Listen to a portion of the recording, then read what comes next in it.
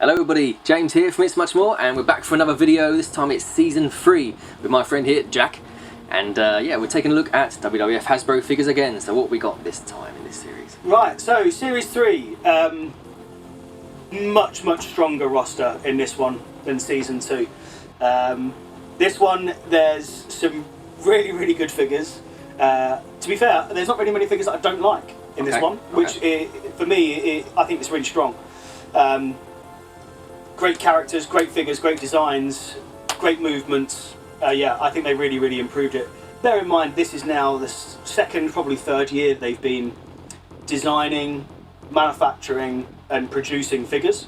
So for this one, they've had a bit of a run-up to get this right. So we see the return of some real classic characters.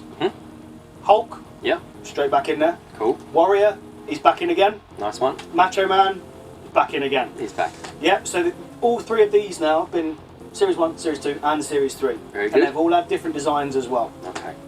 So we see the addition of some really fan favourite wrestlers as well. Okay. Coco Beware, Texas Tornado, Wow. Mr. Perfect. So we've got some really good figures that have been featured in this series. And I think, again, they've paid a lot more attention to figures, the designs that would suit the wrestlers, suit the characters. So, yeah, I mean, there's some solid figures. There's 12 figures again, so they've gone back to 12. All right. So this is one thing that you'll find with Hasbro is that they just kind of roll a dice as to how many figures they release in a series. So Series 1 had 12, Series 2 had 9, and this one back to 12 again. Nice one. So yeah, let's have a look at some of the figures. Let's see which ones they've released, see which ones are there. So, straight off the top, Hulk Hogan. You've got him in his, what they call the Hulkaplex pose, which was a good pose for him, which enabled you to kind of grapple with the wrestlers a bit more. The one thing that does bother me about the figure, well, not so much the figure, it's more of the card, is that it was really patriotic because he's draped in the American flag. Stars and Stripes. Stars and Stripes. Yeah. So now that doesn't cause a problem for me. However, I did wonder, looking back on this figure, whether or not they would feel that this would possibly upset some of the international market, because they didn't change the figure or the card, sorry, for the international market. But hey, I don't know what the sales were for foreign countries on the card, I don't know. But the figure itself was a great figure. It really worked well with when you were playing with them in the ring and playing with them with the other figures as well. So the mould on Hogan's face, has that stayed the same for all the series? Or? No, they're all slightly different. Okay.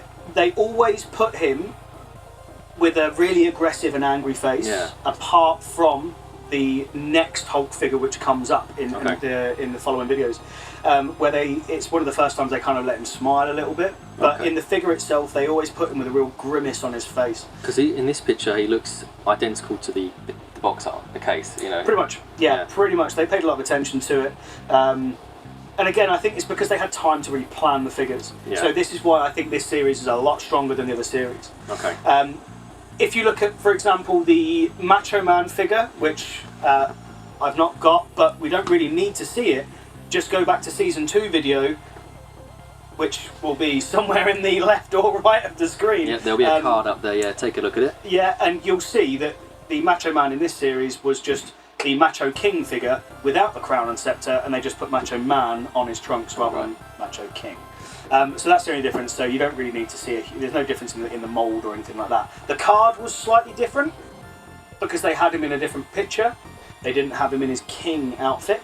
But that's really it. The figure was pretty much identical. Okay. So, we touched upon the Rhythm and Blues Greg Valentine in Series 2. So what are you going to tell me now in this one? Yeah, so they thought, well, do you know what? Rhythm and Blues are split up and we owe it to Greg. He's a great wrestler, you know, he's a great guy. Good old Greg, good guy. Good guy. Family of wrestlers. Yeah. So we'll give him a figure. So they did. We gave him a figure. And I always found the problem with Greg was that he could never escape looking like a female PE teacher from the 1980s. Oh yeah, I mean he did have that beautiful long locks of blonde hair. Yeah. You know.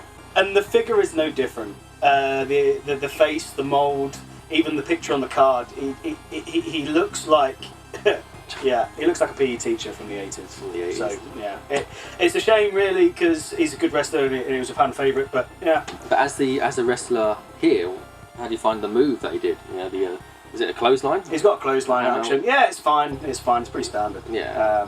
A lot of the fan favourite, the older sort of cult classic kind of wrestlers, the Jimmy Snookers and things like that, they were kind of given really basic stuff. They didn't really pay a huge amount of attention to the unique moves that they could do. Yeah. Well, unique moves. Hogan does a leg drop at the end of the day. It's pretty boring, to be honest with you. You know, and he does that with his ear every now and then. That's about all he would do. I don't remember that being in the series. Did they? No, they never did it. No, they never did it. If you then look at, for example, the Warrior figure from this series. Oh, okay. So this is the purple Warrior. Now this had a rather odd. This had a brand new action to it. No one had ever seen this action before. Okay. If you remember in the other series, me talking about the chest beater. Yep. Remember that, where they tried to get the action to do that? The funny moment. Yeah. The monstrosity moment. You can kind of see their idea coming through in this figure. Okay. So you can see when you're pushing the feet in, the arms will flail up and down. Great attention to detail in his attire. Yeah, yeah. Absolutely brilliant attention to detail with regards to what he was wearing. I touched upon it before in the other series about the figures being based on like WrestleManias. This one not so much. This one seemed to span quite a few different attires, so I think they kind of dropped the idea of basing the figure line on certain events. Yeah.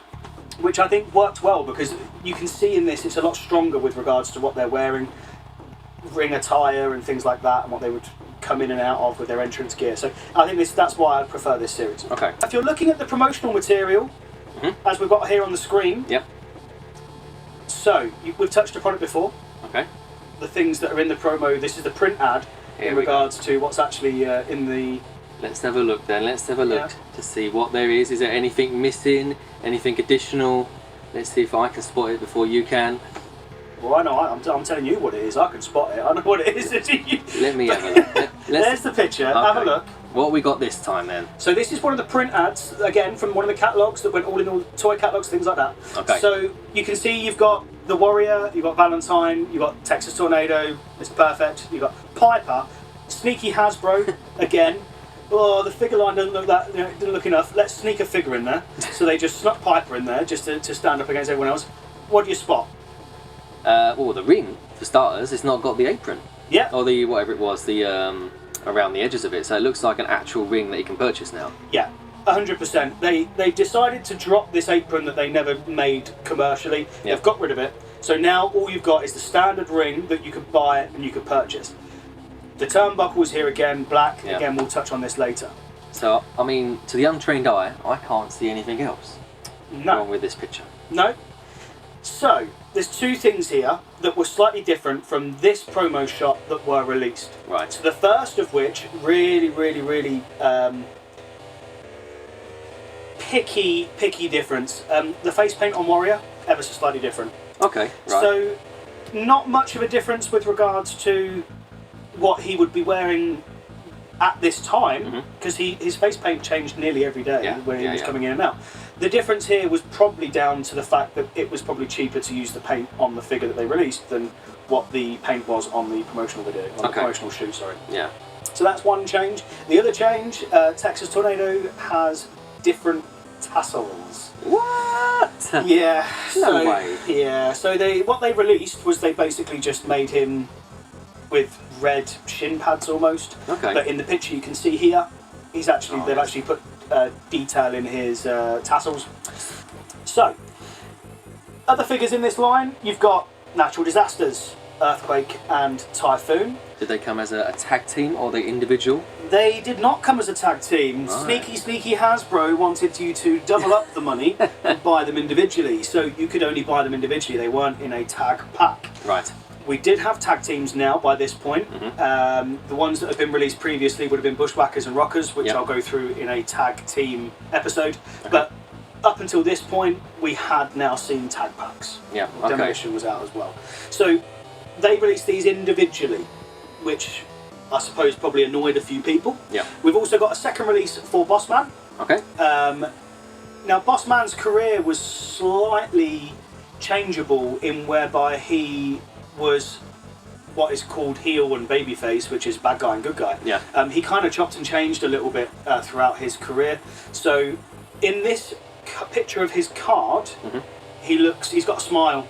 So it's a lot more babyface. Yeah, whereas in his original picture of the card, he was very stern, very stoic, almost quite aggressive kind of facial expression. Whereas in this one, he's smiling. So it's that babyface idea that he's a fan favourite. Yeah. You've got Mr. Perfect. Everyone loved Mr. Perfect. Brilliant. Even though he was a heel, everyone loved him. Yeah. He was a really, really good wrestler as well. I mean, yeah, he's a great wrestler. I mean, doing standing drop kicks and what was it, the fisherman's suplex, or he called the perfect plex. Amazing technical wrestler he was. Yeah, absolutely. And again, he's one of the fan favourites because I think looking back now, he was a fan favourite. Then it was the very arrogant look that he portrayed, didn't he? Everything was perfect. He was perfect, Mr. Perfect. Yeah. Something we'll touch on later on in the series will be about some of custom figures that people make. Okay. And one of the best customisations I've ever seen comes from this series, and it's someone that just cut up a very tiny little hand towel and made for Mr. Perfect. Oh, that's which cool. I thought was a really, really good touching point for Mr. Perfect, just to give him that little hand towel that he used to throw into the ring. That always used to make me laugh, and I think that was quite a touching addition that somebody made to their Mr. Perfect figure. We've also got another Brutus. Right. Now this one is probably one of the harder to find and rarer figures to find in a packet. Yep. Not really much to say about this Brutus figure, really. It's a bit meh. I mean, he's got the shears again. I think it's a better pose than the first one. The first one, he was a jumper. In this one, you can see he's a bit of a boring figure, really. Yeah. Yeah, not much to say, I'm afraid. Coming through now to one of my favourite in this whole series, it's Koko B. Ware. Yeah. Now, pure fan favourite. I think every time he got to the ring, everyone loved it. He was part of the tag team with Owen, which went for quite a while. But the reason why I find it hilarious is because they gave it the character Frankie, which is the bird, the parrot. Nice one. It just made me laugh. I just thought, out of all the things that you could, he was known for bringing his parrot in. We know that. Yeah. Like Jake with his snake. Like Jake with his snake, absolutely. But for me, it makes me laugh because I've also almost got visions of the design team going, "You want us to make a parrot? We're making wrestlers here, like Jake the Snake. Yeah, you make a snake, fantastic. Koko B. Ware brings a parrot, fair enough. But the actual detailing on Frankie and on the parrot is brilliant. The fact that it clips to his arm, brilliant. I just thought it's a really, really fantastic figure. It's one of my favourites. I'll probably say it is one of my favourites of this series. They put him in the jumper pose, right, which was perfect for him because he was high energy. He was, when he was in the tag team with Owen, it was non-stop action all the way. So the jump in athleticism, perfect for that jumper pose, as opposed to, as I've mentioned, the first Warrior, which doesn't work. So having a look at some of the figures that were in the line, just a few quick clips that we'll see here, a few screenshots of I think one of the best matches that was had around this time. I know this series isn't really based on events, but the SummerSlam '92, I think it was, and it was Warrior versus Savage, so fan favourites all round. Yeah, both baby faces. Yeah, absolutely. You'll see some little screenshots here because we can't obviously show the full fight. So you see some screenshots here of the match. If you haven't watched it, watch it. It's a brilliant match. It's got all the things you'd expect, the highs, the lows, and everything in it. During this time, which is always referred to as the Golden Era. Yep. Everything we're covering here is pre-Attitude Era. Yep. So this is referred to as the Golden Era for WWF. So there was a lot of energy with a lot of the characters and the wrestlers, and it was kind of like watching a circus. Kind of like a soap opera sort of thing. You tune in every week for it, and then you got your favourites. Well, I mean, everyone remembers the relationship that Macho Man had with Miss Elizabeth. Yeah, and Hogan and Macho. Yeah. I mean, and then Warrior and Macho always kicking off as well when Hogan weren't around. So there was clearly a lot of emphasis put on those top three figures, wrestlers, which we can see by the fact they've had a release on each series. Yeah. There's one real change with this series, which actually, in fact, out of all of the wrestlers that are in this series, not counting Greg the Hammer Valentine from his Rhythm and Blues, which didn't work. Yeah. What figure do you think had the biggest change to them?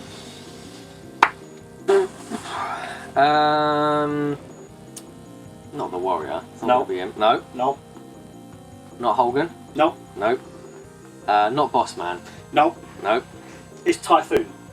Typhoon. Yeah. Who was Typhoon before he was Typhoon? Not Tugboat. Not. Yeah. Was it Tugboat? Yeah. Oh. So, as you can see on the screen now, they had gone through a design phase for Tugboat.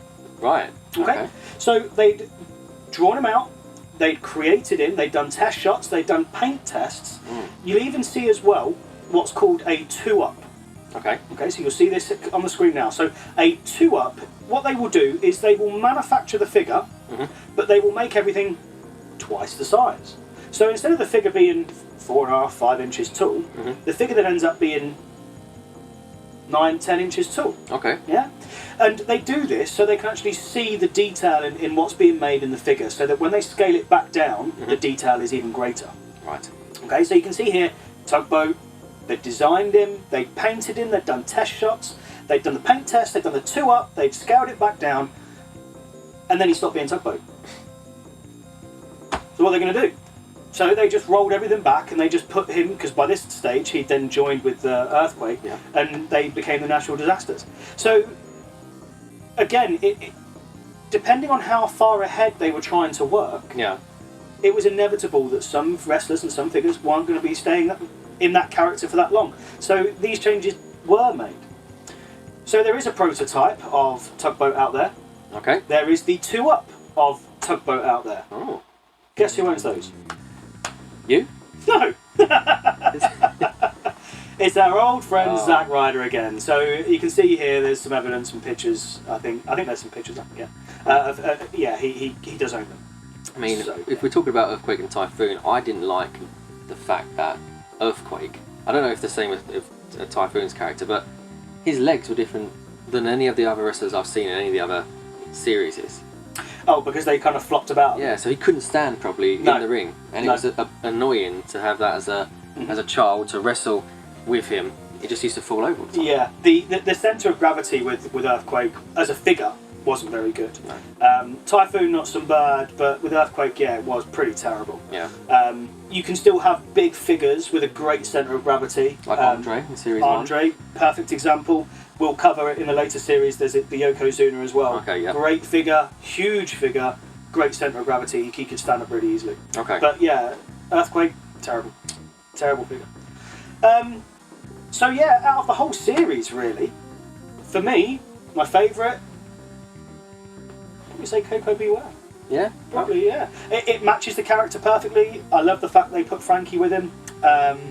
I think the expression on him, the pack, the card, everything, I think it all works really, really well. So yeah, I would go with the Koko Beware. I think I can already guess what your favourite's going to be. Well, my favourite isn't the Utama. Not this time. I didn't really like the move. I mean, in the ring, just standing there, waving his arms around, I mean, that's more of a taunt than a move. But my favourite was Mr. Perfect. Ooh, because the actual move worked. You know, you could do the perfect plex. You could kind of do the perfect plex, and you know, just doing that in the ring, in the middle of the ring, and for it to work, I just thought that was a better wrestler to have to do. Yeah, I think again, there's a great line that can be drawn between: do you like the wrestler? Was the wrestler one of your favourites, or was the actual figure one of your favourites? And Warrior 1. As I've already mentioned, hated the figure, but I love the Ultimate Warrior. Yeah. Koko Beware, wasn't a particular fan of him in the ring, but I think the figure works really, really well, and I think the figure's a really, really good reflection of his character and his personality. So yeah, I think there's a great line to be drawn between the two. So I mean, in this one, we're seeing the wrestlers in their in-ring attire, not their entrance attire. You know, previous series is you had $1 Million Man and Honky Tonk that had their entrance attire, but all of them in this one, what you would see them wrestling in the ring, such as the Big Boss Man. You know, even wearing that outfit, he did that in the ring. So yeah. Yeah, and that's a really good point as well. you were going to be playing with these figures, wrestling with them. Yeah. You didn't have a walkway. You didn't have a little entrance for them to walk down. You didn't have the security barriers. You didn't have a crowd. No. You had a ring. Yeah. But if you didn't have a ring, you just bashed them about in front of you on the floor. So for them to reflect what was going on with them wrestling, I think is really good. Yeah. For display purposes, yeah, you could say the $1 Million Man from the previous series was a good display figure. Yeah. But it's not going to wrestle in that. So that's it. I mean, like I said previously in the last series or so, I wouldn't wrestle with them because they wouldn't wear that outfit. You know, in the ring, like $1 Million Man, a perfect example. I would just have him on the apron, you know, as a sort of manager, you know, to accompany, say, Greg the Hammer Valentine or somebody, because they're wearing the outfit that I want them to wrestle in. Yeah, I think that's a good point. Worst figure is Texas Tornado for me. Oh, okay. Yeah, I didn't mind Texas. I thought it was a good figure to wrestle with. Yeah. But for me, it's Greg the Hammer Valentine. I can't get over the PE teacher. I always thought his clothesline was a bit sluggish as well. Yeah, I don't know. He's a sluggish wrestler. Yeah. I mean, figure-wise, if you're going into the shop and you've got the whole list of figures there to buy, you genuinely are probably going to pick up the Warrior. Yeah. You're going to pick up maybe Mr. Perfect. Yeah, yeah. Hogan, Macho Man. Yeah. You're going to leave the others, really. Yeah, you're not going to touch them. You're not really going to be fussed about Greg the Hammer Valentine. You're not. Maybe Coco Beware, maybe Texas Tornado. Natural disasters, I don't think people were too bothered about, really. And I think for some people it was a little bit of a kick in the teeth to say, we're not going to put these in a tag pack, we're going to let you buy them individually. So I mean, do you think that was purely a timed thing with the tugboat issue? Do you think it could have been something to do with that? That's one of the biggest theories behind it, is that they didn't do that tag pack because they had to make the changes that late on to tugboat. Okay. And really, it would have been a bit silly to have Earthquake released, and then whilst you're watching the telly, Earthquake and Typhoon are playing about, and you're holding a tugboat figure, which is the same guy. Yeah. It was a bit silly to think if that was going to happen. So I think they made the right move, but it would have been great to see Tugboat. It would have been. I think people probably remember Tugboat more than Typhoon. Yeah. But I don't know. Right, so that was Series 3. So thank you very much for watching. I've been James, along with Jack here for this series that we're doing with WWF Hasbro figures. We've made it to Series 3. So if you've missed any of the other series, go check them out. They'll be in the links in the description below, or even top left hand or right hand side, or even at the end of this video. But yeah, in next series, Series 4, what are we expecting to see? So Series 4 has a really limited roster. Okay. It's a really low roster, and Hasbro again just roll the dice how many figures you want to release. So it's a really limited roster. So but there's quite a bit to talk about, and there's some real fan favourites in Series 4. So yeah, some good talking to be had. Good, something to look forward to. Well, thank you very much for watching, and be sure to click on that subscribe button to not miss out on our next video, and click that like button as well. So we'll see you again in the next video. You take care of yourself. All the best. Bye bye.